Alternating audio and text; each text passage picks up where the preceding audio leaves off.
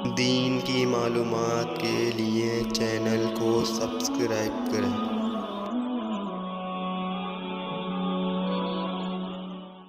محترم ناظرین کرام، السلام علیکم ورحمۃ اللہ وبرکاتہ۔ حضرات،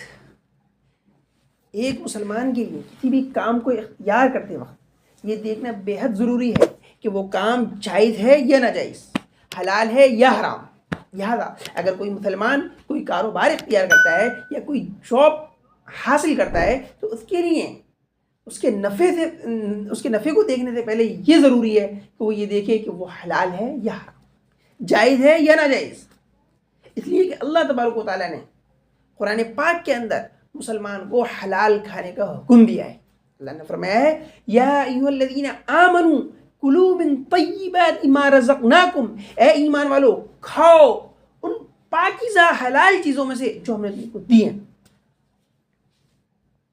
جس مسلمان کا کاروبار حلال ہوتا ہے اللہ تبارک و تعالیٰ اس کو قیامت کے دن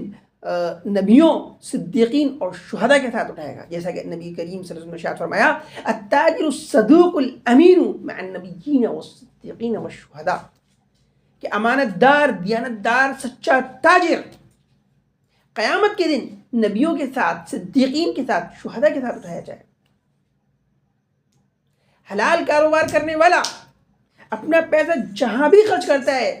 جن جن جائز جگہوں میں خرچ کرتا ہے تو اس کو ہر جگہ خرچ کرنے کا ثواب ملتا ہے،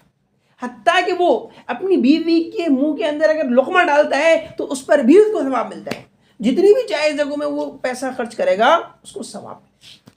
اور اگر وہ پیسہ دینی کاموں میں خرچ کرے گا، اللہ کے راستے میں خرچ کرے گا تو 1 روپیہ خرچ کرنے کا ثواب 700 روپیہ خرچ کرنے کے برابر ملے گا۔ اگر حلال آمدنی سے ہے تب 1 روپیہ خرچ کرنے کا ثواب 700 روپیے کے برابر اللہ کے راستے میں خرچ کر رہا ہے، اور ویسے جہاں بھی جائز جگہ میں خرچ کرے گا اللہ تعالیٰ اس کو اس پر ثواب عطا فرمائیں گے۔ لیکن اگر کاروبار حرام ہے،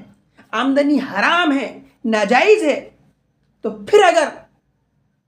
لاکھوں کروڑ روپے بھی خرچ کرے گا تو اللہ تبارک و تعالیٰ کے یہاں وہ قبول نہیں ہوگا۔ اللہ کو اس کی ضرورت نہیں ہے، اس لیے کہ نبی کریم صلی اللہ علیہ وسلم نے ارشاد فرمایا ان اللہ طیب لا یقبل الا طیبا، کہ اللہ تبارک و تعالیٰ پاک ہیں اور صرف پاک ہی چیز کو قبول فرماتے ہیں۔ اس لیے